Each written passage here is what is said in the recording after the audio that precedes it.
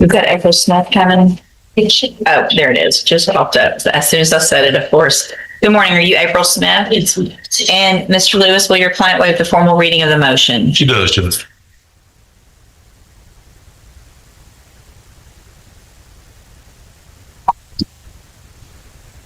So it's just open. It is, Judge, and just to update the court, it's my understanding that Ms. Smith is going to plead not true to counts 1 and 2. Frankly, I don't blame her. I have reached out multiple times today, or the detectives asked them to bring those new cases.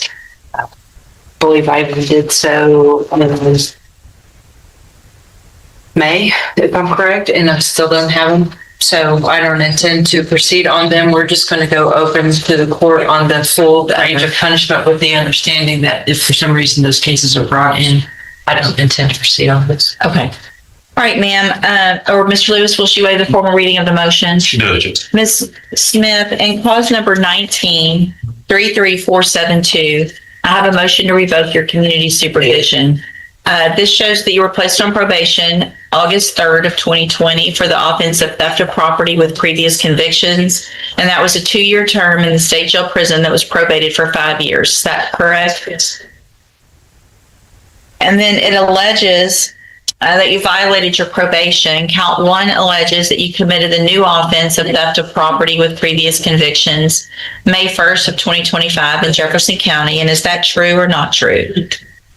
Count 2 alleges that you committed the new offense of possession of a controlled substance, penalty group 1, May 1st of 2025 in Jefferson County. And is that true or not true? Count 3 alleges that you failed to immediately report to the probation officer your arrest on May 1st of 2025. And is that true or not true? True. Count 4 alleges that you possessed a drug, methamphetamine, on May 1st, 2025 in violation of your order. Is that true or not true? Count 5 alleges that you were at a location other than your residence at approximately 1:29 a.m. on May 1st of 2025. And is that true or not true? And then count 6 alleges that you're behind in your court-assessed fees as of May 19th, 2025 in the amount of $1,713.16. Is that true or not true? Did you enter your pleas of true to counts 3, 5, and 6 freely and voluntarily? And because those counts are actually true. I have some documents here on the tablet that have your signature on them that the state's marked as exhibit number 1. Y'all have marked off that this is a plea bargain, but it's really not. So I'm going to make that change because... The only reason I did that is because we had the agreement. Oh, the new No, cases. it's just 5. okay, so there is an agreement, actually. There was actually. Thank you, Mr. Lewis. And Judge, I'm sorry, I misspoke earlier. The offense dates are in May. We checked after our last setting in January. Right. I asked them to file them, and they still have yesterday. Okay, thank you. So the agreement is that the state is willing to not go forward, or if they do at this time receive those cases, not pursue them. And that's part of that plea agreement, which means no matter what I do within the range of punishment, which is up to 2 years in the state jail prison, you're waiving any right to appeal. You understand? State tenders number 1. No objection, Judge. It's admitted. Any evidence that Ms. Smith is not competent? No, Judge. All right, ma'am, I'm going to find that you entered your pleas of true to counts 3, 5, and 6 freely and voluntarily. Find those counts true. Find sufficient evidence to revoke your probation. However, I'm going to reset your case for sentencing so the probation department can do an updated report. It'll just give me more information about you, your case, what's been going on, and then we'll come back later for sentencing. Anything that you think is important for me to know, get that information to Mr. Lewis. He'll present it to me on your behalf when we come back. Okay? See you back at sentencing. Let's break down what just happened with April Smith. The prosecutor brought up 6 different probation violations against her. But here's the twist. The police hadn't actually filed the paperwork for the 2 biggest charges yet. So the lawyers made a smart deal. The state agreed to completely drop those 2 heavy charges as long as April admitted to the smaller mistakes, like missing a curfew and owing court fees. By doing this, April avoids facing severe prison time for the new cases. The judge accepted this deal, but instead of giving her a punishment right away, she paused the case. She wants an updated report on April's behavior first. This gives April and her lawyer extra extra time to bring good proof to court to ask for a lighter sentence. Thanks. Good morning, sir. Are you Kelvin Johnson? Yes, ma'am. And Mr. Rojas, will your client waive the formal reading of the indictment? He will. Judge, with the court's permission, we need to go on second degree count, so whichever the court prefers. Somebody didn't sign. The defendant, I signed in the wrong spot. Sorry. I didn't get him.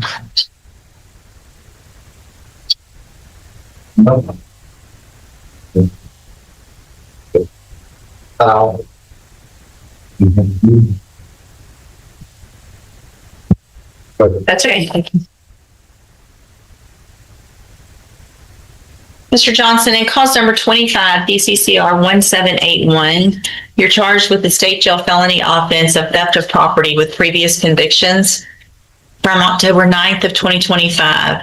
The indictment alleges you were previously convicted of theft August 18th of 2022 and January 5th of 2023 and then April 15th of 2024.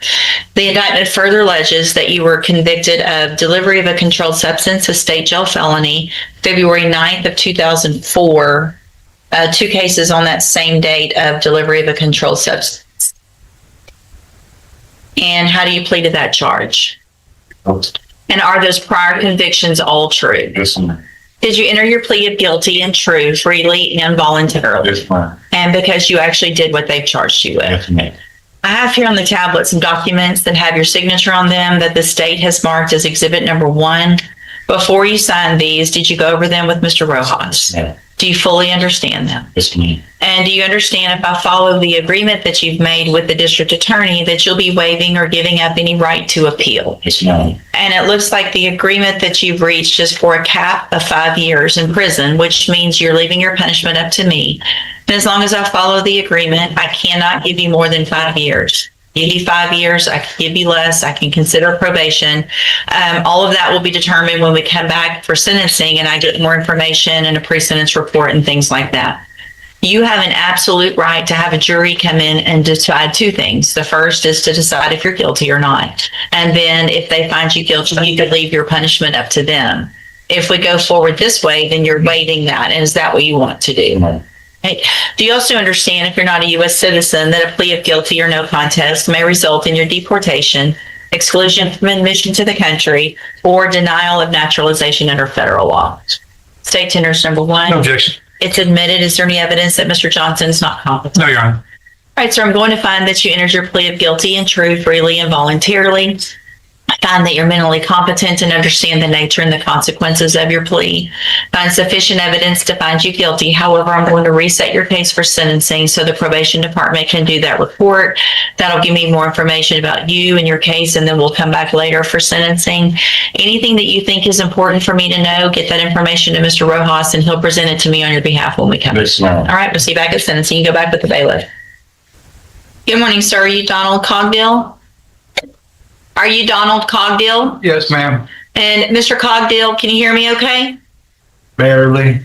In cause number 26, DCCR, 0005, you're charged with the state jail felony offense of evading arrest or detention with previous convictions, and that's from June 25th of 2025. Your indictment alleges you were previously convicted of evading arrest or detention January 12th of 2015. Then the indictment goes further to allege that you were previously convicted of burglary of a habitation December 22nd of 1993.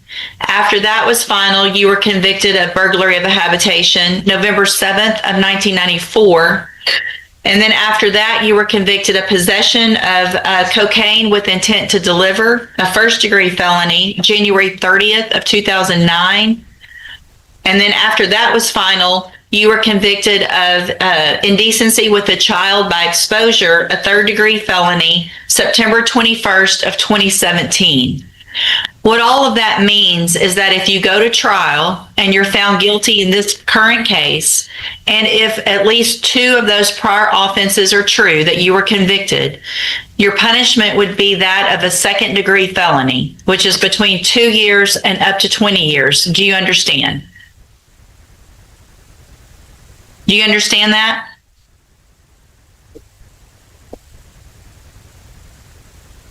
The way he's talking is going to be a lot better, worse.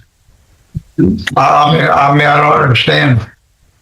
What do you not understand?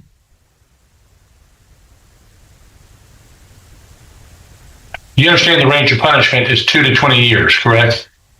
I ain't gonna make it that long anyways. Look, I just need to know if you understand that if you go to trial and you're found guilty, what the consequences could be. And the consequences could be a minimum punishment of 2 years up to 20 years. Do you understand that? Yes, I understand that part. Okay. So the state has made an offer. I have here on the tablet a plea bargain rejection that you've signed with Mr. Parker that shows that the offer they've made, if you wanted to enter a plea of guilty, is for an 8-year term in prison. You have every right to reject that and have a jury determine if you're guilty or not and what your punishment is. I just want to make sure you understand what your options are if you want to plead guilty and what your consequences could be if you go to trial. Do you understand all of that?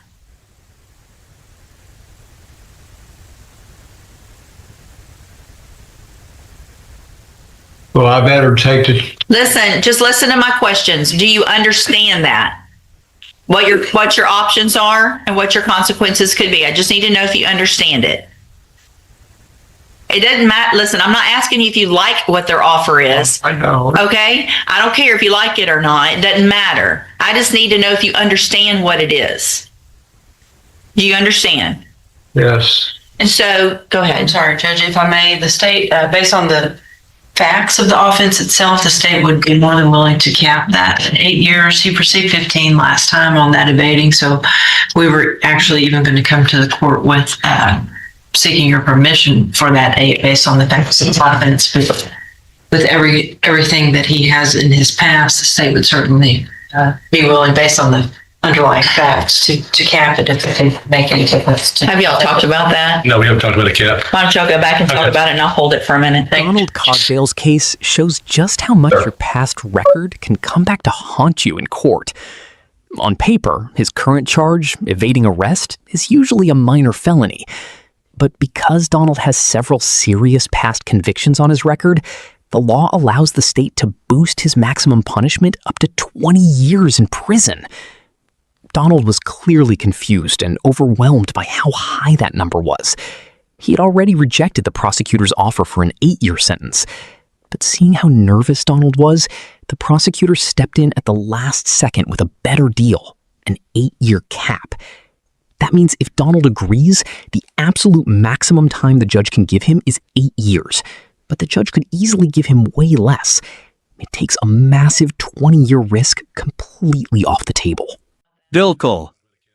Is transcript kurend par lagan kuliya 1-minute commentary voiceover ye rahi? Studio microphone 1-minute ending commentary English. What makes this courtroom moment so intense is the difference between an 8-year offer and a possible 20-year sentence. Donald's criminal history dramatically changed the stakes of what might otherwise seem like a relatively straightforward charge. The judge wasn't trying to pressure him into accepting anything. She was making sure he understood exactly what could happen if he rejected the offer and went to trial. Then, when the prosecutor offered an 8-year cap, the situation suddenly changed. That could potentially remove the massive 20-year risk hanging over him. But the final decision still comes down to what Donald chooses. Would you take the 8-year cap or risk going to trial? Let me know in the comment.